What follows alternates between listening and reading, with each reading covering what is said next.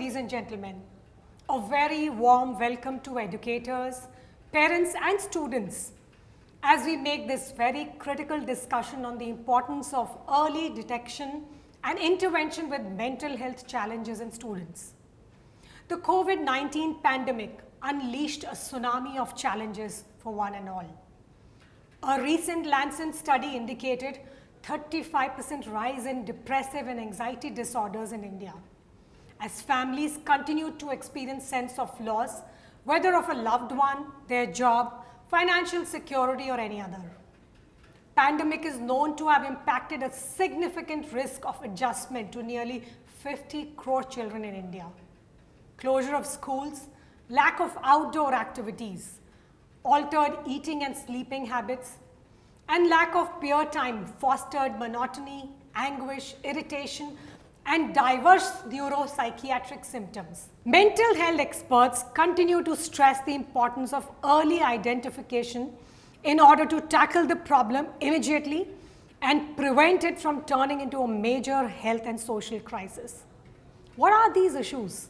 How can a parent or a teacher who are the first point of contact with students detect these early and seek intervention to reduce the severity of any mental health crisis? With us today, we have top educators to talk about their observation of behavioral changes in students as the schools reopened and the role that our teachers are playing in spotting students who could be vulnerable.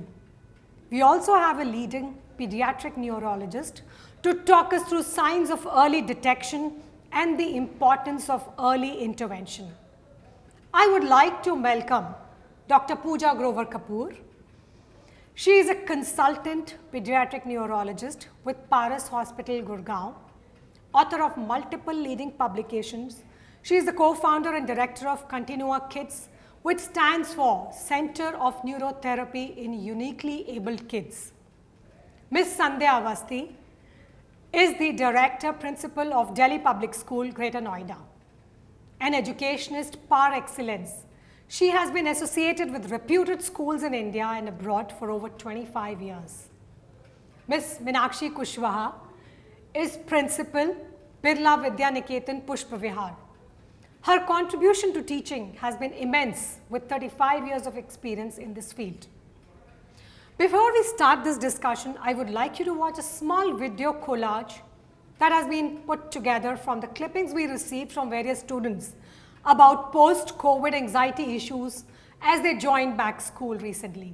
I'll be talking my bit on post-COVID anxiety as we head back to schools. I personally had to rebuild my social skills after spending an entire year at home with no real social interactions whatsoever.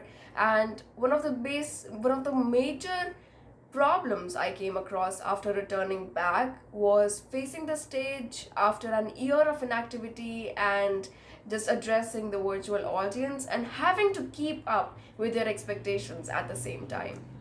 My presence online and offline were like two different personalities which are now to be merged into one, and it felt so alienating because other kids were probably better at masking it off, and I really wish that I realized that sooner. The last time I went to school, I was in class 8, but post-pandemic, I straight away came into class 10th. What I experienced was that we lost touch with our teachers during this huge gap of 2 years. That connection, that interaction with our teachers was something that I felt missing out. The fear of contracting COVID was something that added on to our problems. We all had to be extra cautious about frequently washing our hands and using sanitizer to prevent ourselves and our families. And I'm pretty sure the lockdown made all of us very lazy. The online exams were conducted very smoothly because of the help of various resources. But now we have to perform the offline exams with honesty and patience, which what makes all of the students worried about the exams nowadays. As you all know that the schools were shut down from the past 2 years due to the pandemic. Now finally the schools have been reopened. I know many students from my peer groups who have lost their loved ones. COVID time was really difficult for all of us. It affected almost all the aspects of our life. But there are many students who are not willing to share their sadness, their stress and anxiety due to the grief of losing their loved ones. Even the doctors are trying to diagnose that what's happening with the young children. The reality is COVID-19 impacted our sleeping patterns and daily routine. It's turning so difficult for the students to come up back to school routine. Okay. Ms. Awasthi, my first question is to you. Pre-pandemic, examinations were supposed to be the only source of stress to students that we know of, you know. With pandemic, there is a new dimension that has got added to stress. Now that the schools have reopened about 5 weeks, what are the kind of challenges that you are seeing that you are having to address with students having come back with schools reopened?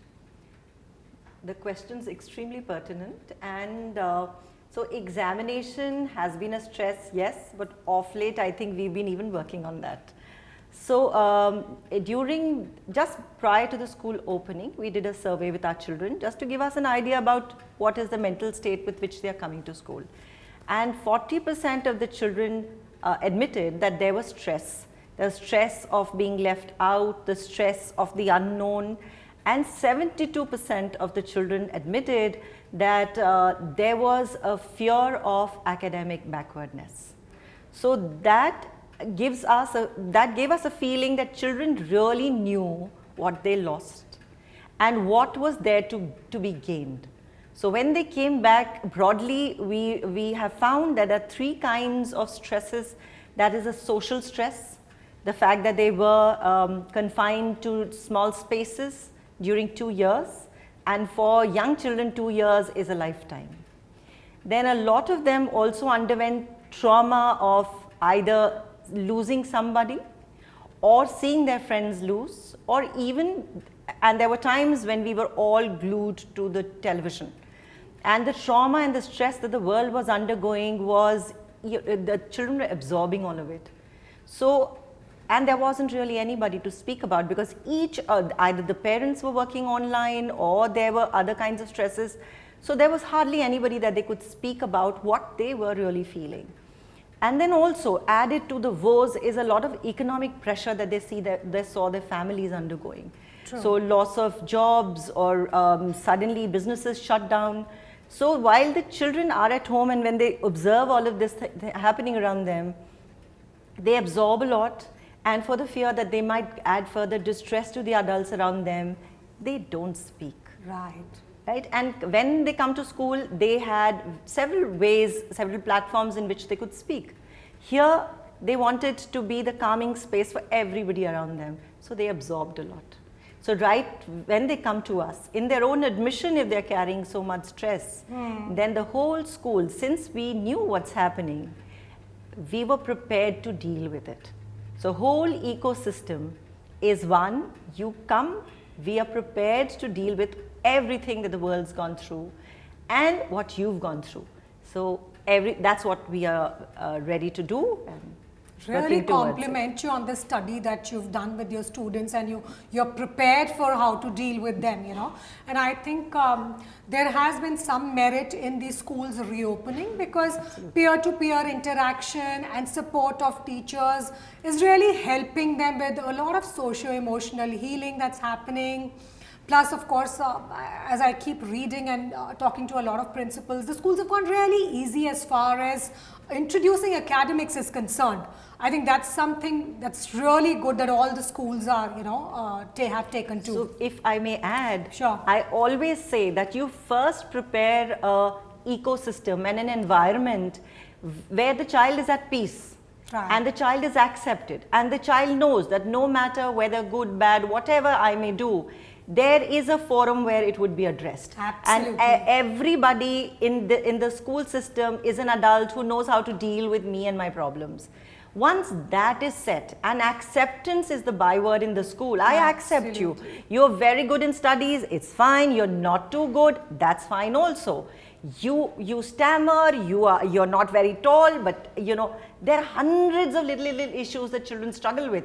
When the school says everything is good, you know, you're my child and we'll go through this together. Once that is set, then the child will also study. I really appreciate that whole thinking of acceptance of every child in however format or whatever they are for.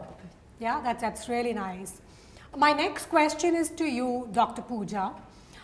Is there any kind of a detailed study that has been done to show that there is a rise in the struggle of mental health that these students are going through now post the pandemic? And we did read about a lot of, just before the schools were reopening, there was a whole lot of talk about how there was this back to school anxiety that will need to be addressed. So is there any increase in numbers of clinical visits or pre-pandemic versus post-pandemic increase in number of visits by students or children that you're seeing? If you could talk us through that. Yeah. So first to quote the number of studies, so you yourself has said that Lancet have published the data. Yes, there's a remarkable, quite a big magnificent increase in the negative impact of the pandemic, which has affected our children, adolescents and adults too. And as ma'am quoted, yeah, I could see that she has done it in a school. And there are a number of studies by Sheen et al., Limau et al. There are so many of them which just tell us the same thing, that mental health concerns have increased in a big way pre-pandemic and post-pandemic. And tell you the practical implication, yes. So in our OPDs, which we are pre-pandemic, the number has increased by 5 times, which we see now practically. And this is not like my OPD. When I talk to other doctors, they are saying the same thing. Everybody stands with this number that yes, it has increased many-fold. From our practical things 5, and at places there are 10-fold also, and all to the negative part of it. So this pandemic has really brought and opened up a Pandora of things, all in a negative way in the mental health and also physical. I recently published a paper also on that, and there also it was all, the number has really increased. Alarming, yeah. Alarming, I yes. wasn't really aware of this. So this conversation is really good and would be really to help us understand that yes, the alarming number has to be dealt with, and as ma'am said that we are being opening for the school and preparing, so I think everyone has to come up with some or the other things to help our children, our adolescents and obviously our adults too. As a follow-up question, I would like to continue with you for the benefit of all the educators, parents and teachers who are watching us. Would you be able to help us with what are these kind of issues, mental health issues that you are seeing now, and how are they different from what they were previously? And if you could also give us a sense of across what age groups, what kind of issues are being seen? Okay. So, at various ages there are a lot of compounding factors. So, age is a very big compounding factor. So, a small toddler would be dealing in a different way the pandemic, because both the parents were working, he was thrown just in front of the screen, and that the world was the screen only. He has to stroll through, learn through the screen for 2 years. Then we come to the a teenager who wanted a world to experience, and then again it's just the screen and the internet, and then the adolescent. So the age was a very big compounding factor in bringing out what type of the negative impact in the mental health would be. The others were like economic status of the family, the social atmosphere, somebody lost one of the parent, the financial aspect. And then obviously if you have a pre-existing mental health before, or you're a special need kid, so there was a lot of compounding factors. And to start with the youngest age, so the toddlers, we are really seeing children between 18 months to 3 years who are coming to us and showing the signs of autism-like features, because they were the time when there was a lot of expressivity to be developed between the age of 18 months and 2.5 years. There was nobody to talk to them. How sad is that? Yeah. So it is like when we see children who are just coming from the age of 2 years and they are just muted. They'll sit in the corner of the OPD or just cry or just move around.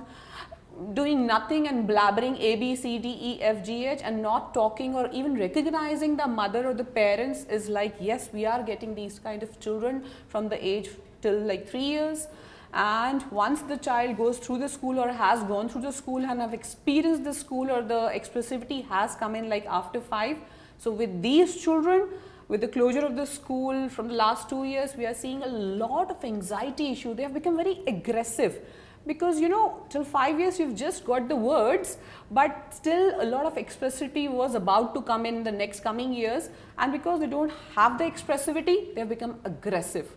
They have, like, as the school opens up, they're coming up with a complaint that the teachers are telling that they are hitting other children, they are running across the class, they are running through the corridors, because they don't have words, they don't have expressivity there. Then coming to our teenagers and all, they were all stuck to internet and all. They have been exposed to a thorough what not and what all, we know that, and now they are not able to get in, they are not able to get this, what to get out of all these things, and because of that, again, aggression has come in. After they have joined the school, bullying has come in, because some have become fat, some have become this, that, and so a lot of bullying, and addiction has come in. So they are running for a de-addiction things, because a lot of addictions, and they are not ready to go to school also. So that number also is coming. Yeah, it's quite surprising and unheard of. You know, we've been reading of things like OCDs and learning delays and sleep disorders and all that. You know, I'm sure these numbers are far larger than what they were earlier. So every other day we hear with children who have, like, this is a normal child, but today he doesn't want to go to school because from last 2 years he have been taking the class and all his in a blanket on the bed, and he said, I know everything, I don't want to now. The shunning of now social connection is there, because they haven't experienced from last 2 years, and that has become the new norm for them, which we really have to break it down to preserve the future of these children. Sure.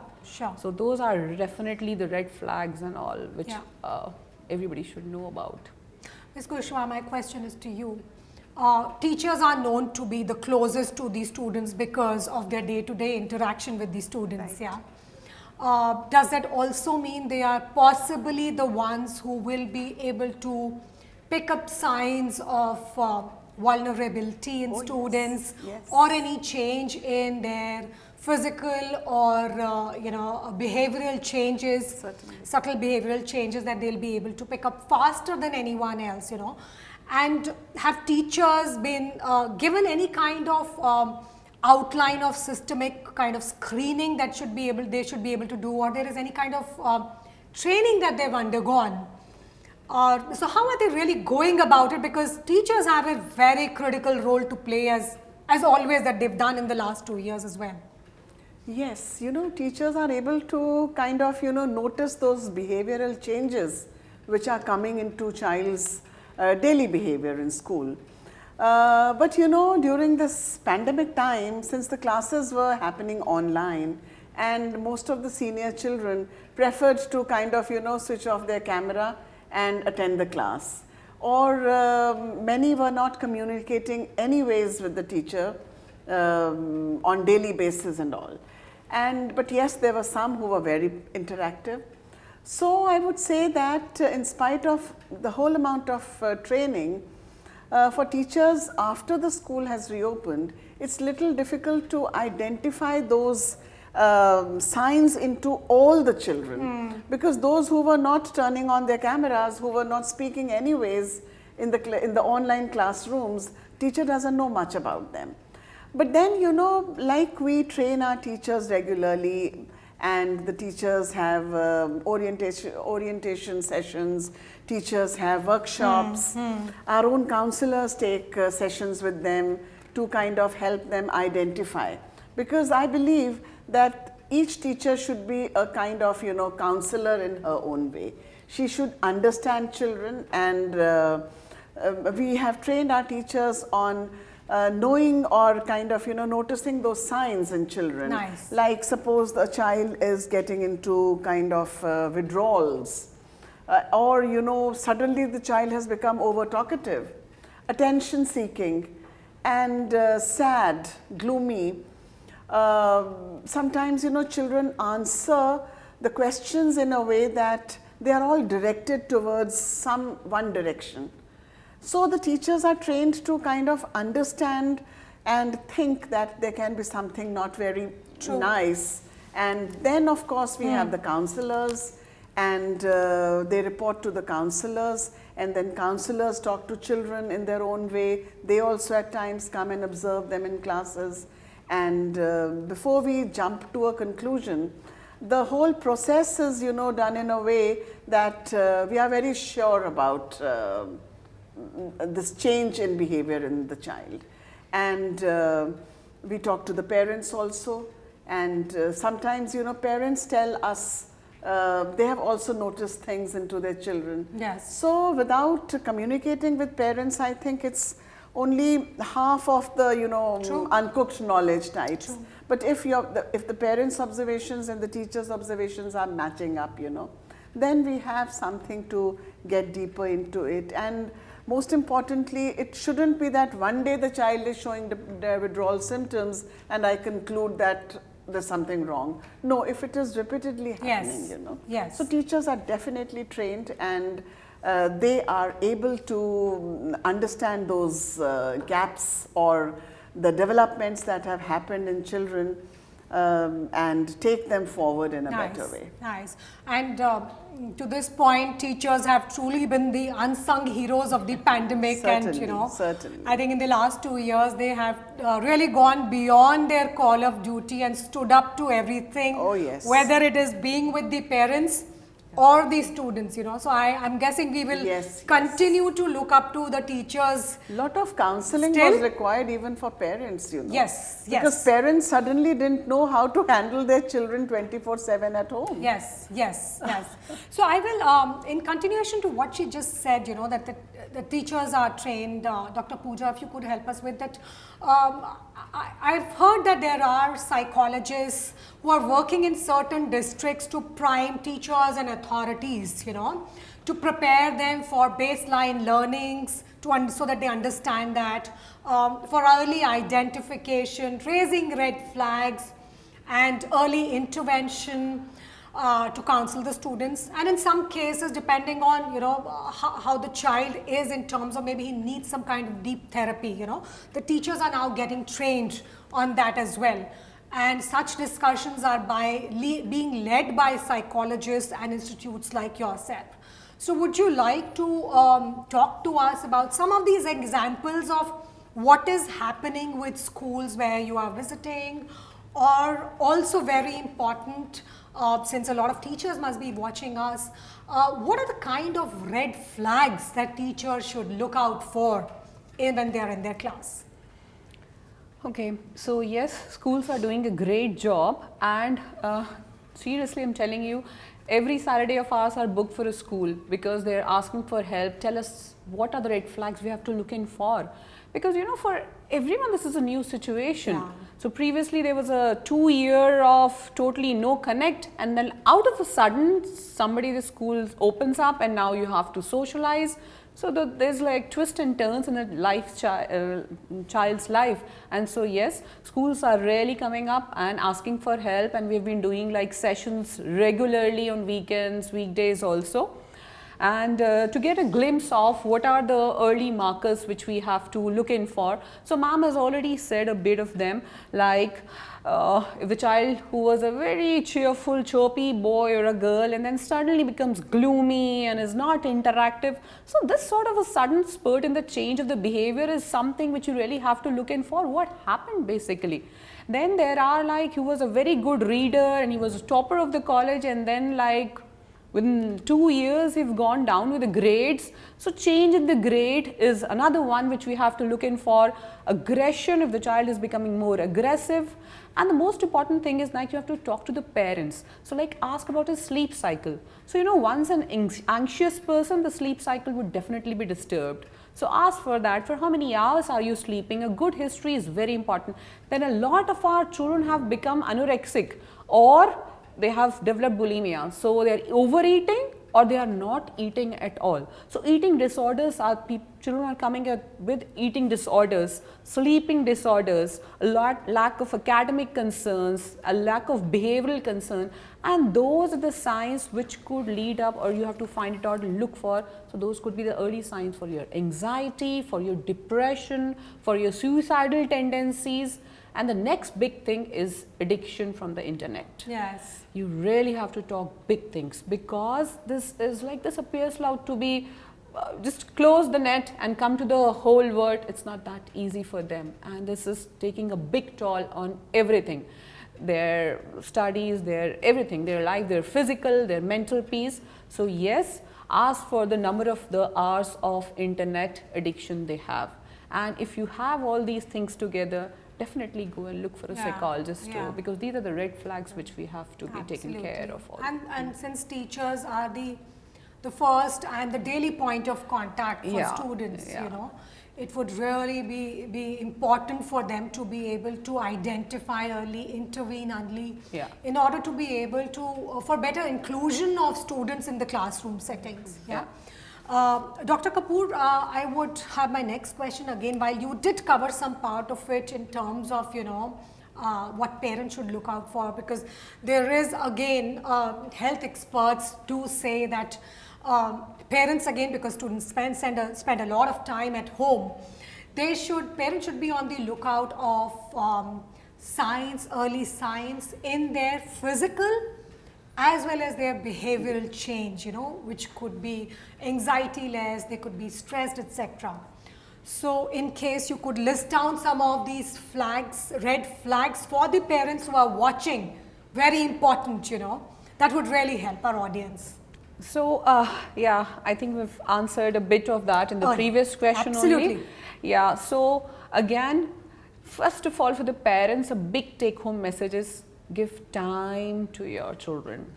You know, without understanding your child, you won't be able to pick up the red or the blue or the green signs. No. True. So first is sit and talk, and the third is have patience, because you know, as adults we are still struggling to find a place and struggle from pre-pandemic to pandemic and now again post-pandemic, which are very different stages. And just look for an adult or an adolescent or a child or a toddler who really have to go through all this, and they have lack of expression because the friends are shut down. So you are, as a parent, you are the friend, you are the savior, you are the guardian, you are everything right now. And to look for the red flags, yes, maybe your child may not be tell you everything, maybe the child may not open it. Just look for, if you find out that he is hiding on things, he's become very quiet in the house, he was good at cooking and he just has lost his hobbies, have just become a nerd or just have been confined to his room, and again there are no phone calls from his friend, or he is not talking to his friend, he is not calling anybody, the teachers he has been cut off, previously he was very good with them. So you know, the social connections, look for them, because those are the soft signs, and if you can pick them up, then spend time and ask for help, please. And I agree to your thing, as Rupali said, that teachers the one who could pick it up. So have a very sync or a close connection with the teachers, because they can pick it up. Because once they were two friends and now they are just sitting all alone in the class and he has to be aroused, the arousal level has really gone up. So that you can just work up, talk to the teacher, and then obviously go for help. Yeah, I think our parents need to know that mental health issues are for real. Yes. And just as we take a child who has a cavity to a dentist, or for a throat infection to an ENT, similarly a child who is exhibiting any kind of physical or behavioral disorder, or the first signs, the parent needs to go back to or reach out to a psychologist, clinical psychologist, you know, because being a parent of young children myself, I have experienced and gone through it. The kind of changes that these students can exhibit and the trauma that they go through can really, a parent could really easily miss it, you know. and all of us could feel that, we are friendly with our kids and they would open up to us, but it's not so much as they can speak to a psychologist as they could possibly, they would speak up to us as much. And so my request to all the parents is, please do not ignore any of these signs that your children are showing and no longer consulting a psychologist is any stigma. It should not be treated as that. Yes, I agree That's to for that. young parents. No stigma. If the child requires whatever the need is, Yes. it's the parent's duty to fulfill the need. Absolutely, totally. And time, time, again, yes. because a lot That's of the very parents I could hear is like not given time. The children need time. They don't want costly, expensive things and all. They need time. Yeah. Someone And to neither just can sit you and wish talk. away a problem. If a problem is there, the problem it won't is. go. Yeah. And like you're saying, they must give time. It's not only asking children always that what's your problem, why are you doing this and that. I think parents should also discuss their problems with their children so that children understand that yes, the problems are with everyone. They are not the only ones. Very important point. Yes. I think that's So very parents, important. and the bonding that develops when parents are talking Talk about their the- problems, seeking advice from the children. Yeah. I think Dr. Feel Kapoor, you confident would agree. about Yes. I mean, so that bonding bonding has to be. Yeah. strengthens. So the time spent has to be for bonding. Yes. Not to take out, okay, you did this, why you did this, why. No. And also, doctor, the fact is that a lot of young parents feel that if the child is exhibiting a problem or a depression, it somehow reflects on their parenting. So it is not that, to all the young parents, I'd like to say that it is nothing to do with your parenting, it's the child's journey. And so the red flags are there, don't ignore them, because it's very important to pick up, like she said, pick them up on time and have an addressal on time. On time. Absolutely, Very such an right. important Very point. It's a child's journey, and let's not the parent blame himself, herself for The it. time lost will never come back. Absolutely, totally. My question is to you, Ms. Kushwaha, now. What are some of the concerns that parents are sharing, both academic and on the emotional front? On a daily basis, they must be reaching out to you. And how are you addressing these concerns? Well, yes, parents are addressing, and at the academic front, suddenly parents have realized that there are huge gaps. The child has not studied.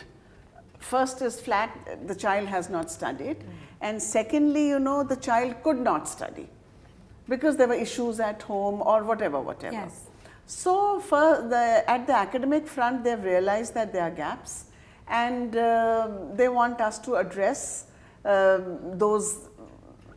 in those gaps and help children. Of course, we are doing so.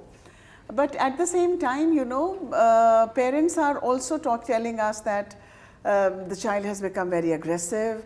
He just doesn't listen to us. He shuts the room and sits, and we don't know what all is he watching on Those internet. could be the signs, actually. Yeah. So, all these, they are talking to us, they are telling us, and at times they have come and cried that my child just doesn't listen to me. So I, once just asked this parent that, do you listen to your child? Tell me, how much do you listen to your child? The parent, I think, never expected this. And father, he started crying, and he said, yes, I have never listened to what my child was telling me. Oh my God, yeah. So, these, I said, why? Any Reality specific checks reason? now, Yes. Any specific reason? So, of course, during the pandemic, parents had their own issues.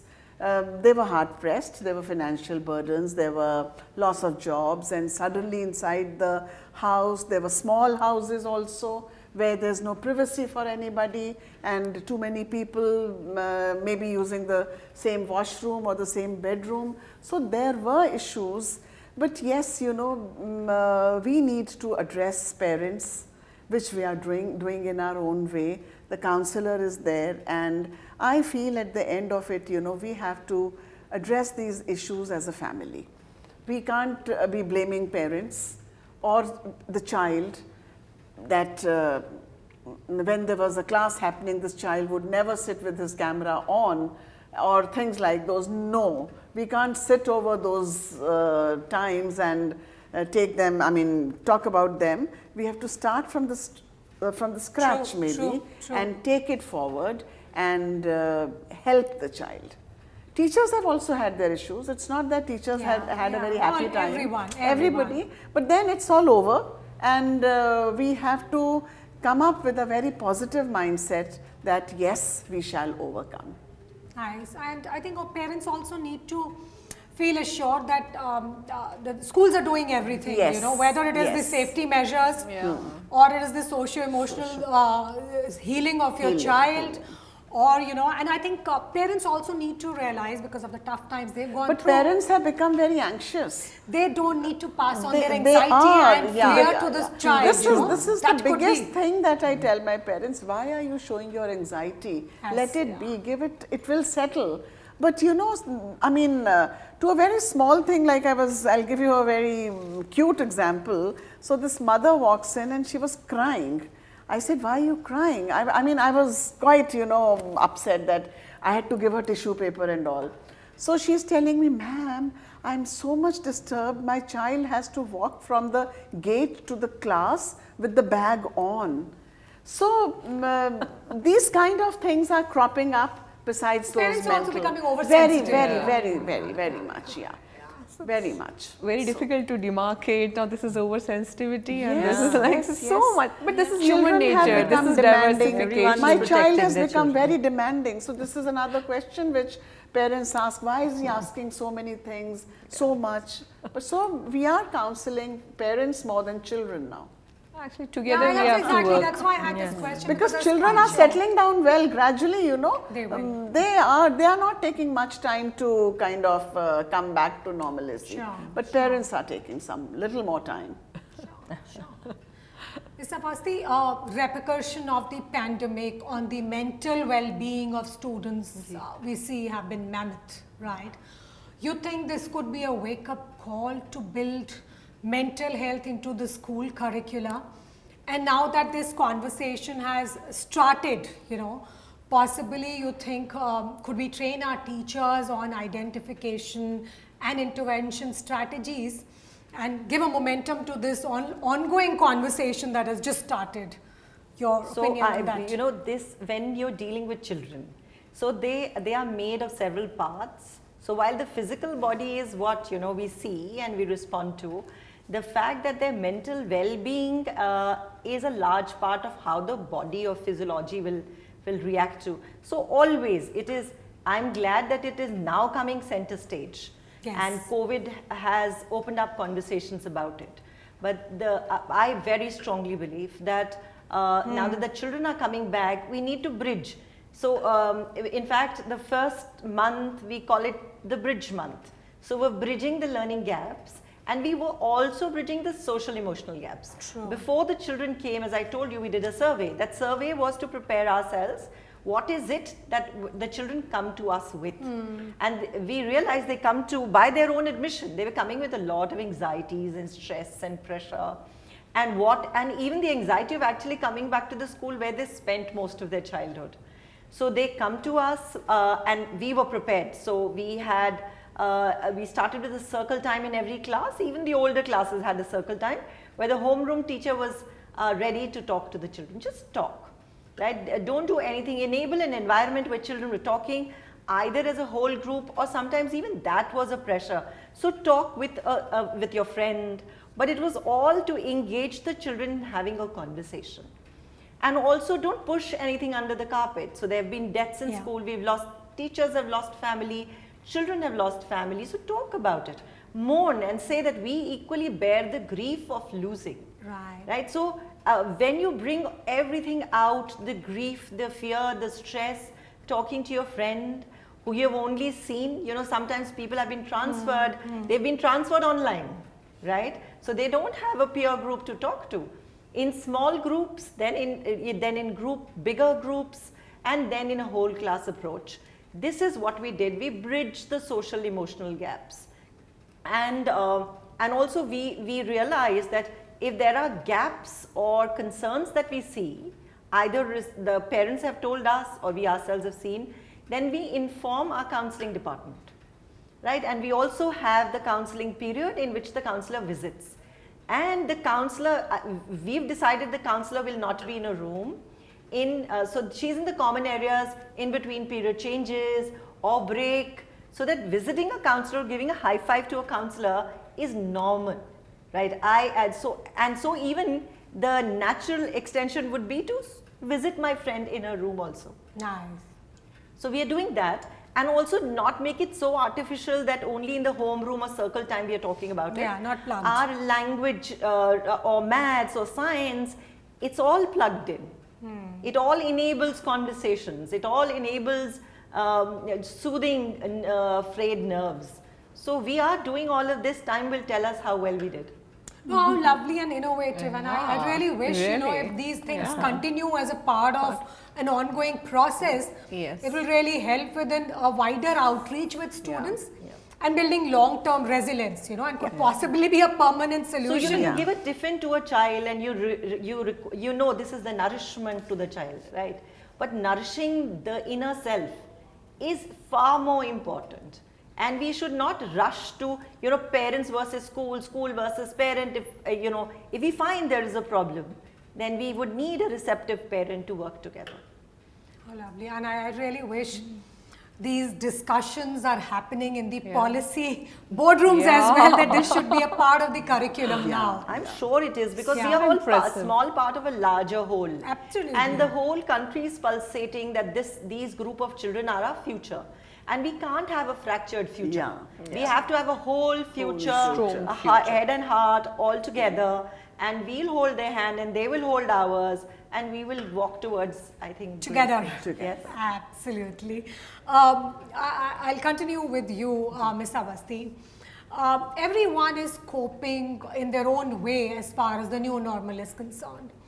And the new normal for students is now very visible with the schools reopening from online to offline, from online examinations to offline, and a lot of social anxiety with no meeting the peers earlier and now. So there are a whole lot of changes that have really now come about very recently as far as students are concerned.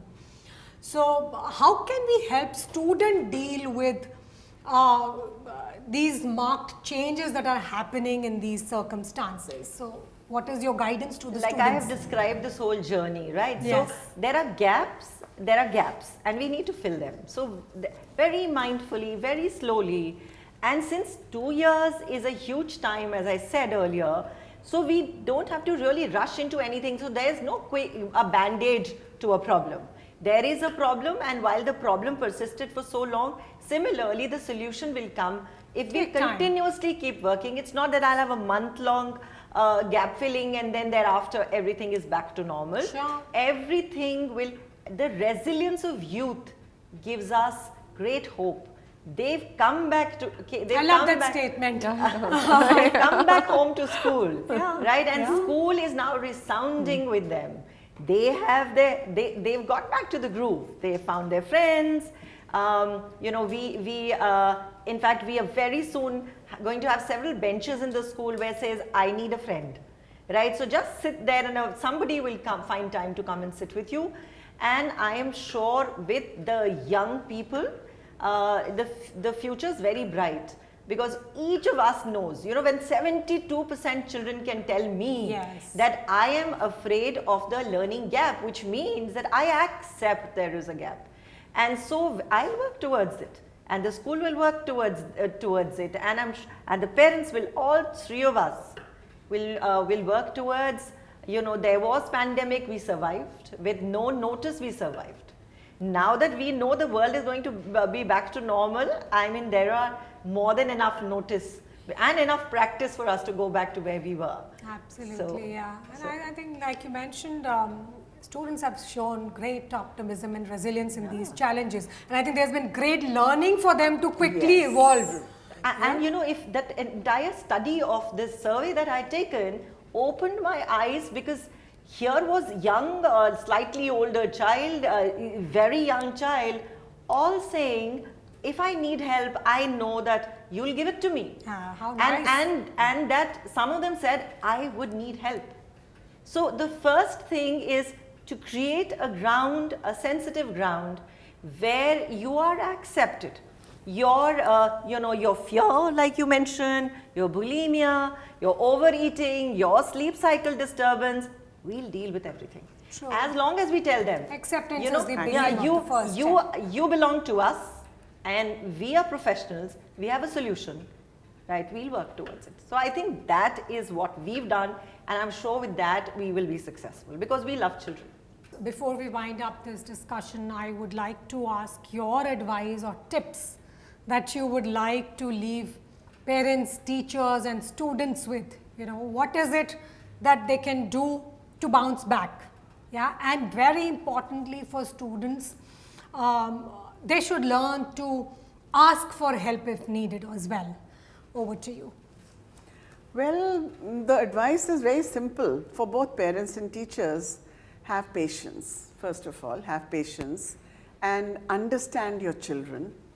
Don't compare, because there's a tendency of comparing. Parents have a tendency of comparing children and sometimes teachers also. So that is a big no, don't compare. Have patience, I repeat again, that's because that's very important. Give time to children to bounce back. Each child is different, some bounce back faster and others take more time. That's okay, that's okay. No two children can be the same. And then of course hand holding, because the academic gaps need to be plugged in. So children must know where are the gaps. There's no point that you do all kuchi-ku and don't tell them that there's no problem. I think in a subtle way, children must be communicated that they need to learn this more than that, or they need to work harder in this particular subject or in this area. But at the same time, it should be done with great cautiousness that the children don't get hurt. It's important that their confidence is not shattered and they bounce back in a confident manner. And I'm sure they will all bounce back. Some will take more time, some will take... Everybody catches up. Yes, It's yes, just a matter of time. And it's important to tell stories to children about great people who bounced back, who were nobody and then they just became such good people, or they have their successful stories. So it's important to motivate children with those stories. Value education is important to be discussed with children, and because many children, have these feelings, why me? Why did it happen with me? I have a small house, and why this? Children lost their parents or dear ones, why me? So it is important that children must understand that you have no control over nature, and I think this is a very good time to sensitize children to be careful or sensitive towards nature and environment also, and helping each other, because whatever has happened to somebody can happen with anybody. People have seen all these things happening, and it is important that children are confident. So the teachers should ask simple question from a child in class whom she knows that he doesn't know very much, so that if the child is able to answer that simple question, he or she will get confident that yes, I answered. Right. The child won't understand that the teacher asked me a simple question. Easier one. So these are little things which we need to keep into mind. Don't give too much of homework, or give them the projects where they can work in collaboration. Absolutely, group because work. Yes, group work is important, and not too much of homework. I think everything should be done at school level as far as possible. True. Because when they work in groups, they understand each other, and they get confident, and they learn to help each other. So a lot of good things happen when children work in groups, and homework time should be reduced, because let children go back home and do something that they really wanted to do over these 2 years, maybe going out, playing football in the ground, or going for a walk or a jog or things like those. So with all these tips into mind, I think we've bounced back to quite an extent, and we will definitely be much stronger. Continue to take Yes, bigger yes, strides yes. and leaps. And one very important thing is that we must tell our children not to spread rumors or negative things, and not to believe all those things which always come on the social media. Yeah. Because children believe in those things, and then they start matching and comparing, oh, this happened with me also, and they never know that this is all rumor. Fake, yeah. So we have to make our children well prepared for handling fake news in a proper way, and don't get perturbed with something that's not very right. That's really nice. Thank you. Anything that you would like to add, any one of you, on this front? Any bit of advice? I think, first of all, yeah, we should have more discussions like this, because then the awareness becomes a big thing. Very important. Second is, yes, we have to agree to that mental health is an issue. Third is, yes, it's just not to be a taboo thing, and we have to talk about it freely. Fourth is, ask for help. Even if the small red signs are there, you have to reach out for help. It's not going to do any harm to the child. And last of all, we have to, I think, work in collaboration. School, the parent, the teacher, us doctors, the psychologists, the media. I think everybody's got a beautiful role in the building of a child, because I think what they hear from media, what they hear from the teachers, what they hear from the parents, what they hear from the doctors, everything just assimilate and get them to a better child and a better future. I think that's all we should have, and work and sync together for a better future for our children and our future also then. That is all the time we have today for this discussion. Psychological fallout of COVID in students could impact us for years. Given the mental health challenges that students are experiencing, each one of us has an important role to play. Educators could assist with increased awareness of the importance of mental health, while teachers could help in identifying at-risk students in their day-to-day interaction and counseling them. Parents, please keep observing your child for signs of distress, which could be in any form, physical or psychosocial. Any unusual signs that you may see, please seek help of a psychologist. And very important for our students, basic self-care routine of enough sleep, regular exercise, a healthy diet, and any form of mindfulness activity that you enjoy, be it dancing, solving puzzles, music, or any other, will keep your immune system strong and your emotional reserves full. Key is to establish a routine to stay physically fit and mentally agile. And students, practice discipline in limiting your social media consumption to avoid being overwhelmed. Not only is it the right thing to make sure our children have a full life, it is also in the interest of the society to take care of this talent, who is the bright future of our nation. Thank you, Dr. Kapoor, Ms. Awasthi, and Ms. Kushwaha for joining us today on this discussion. Thank you.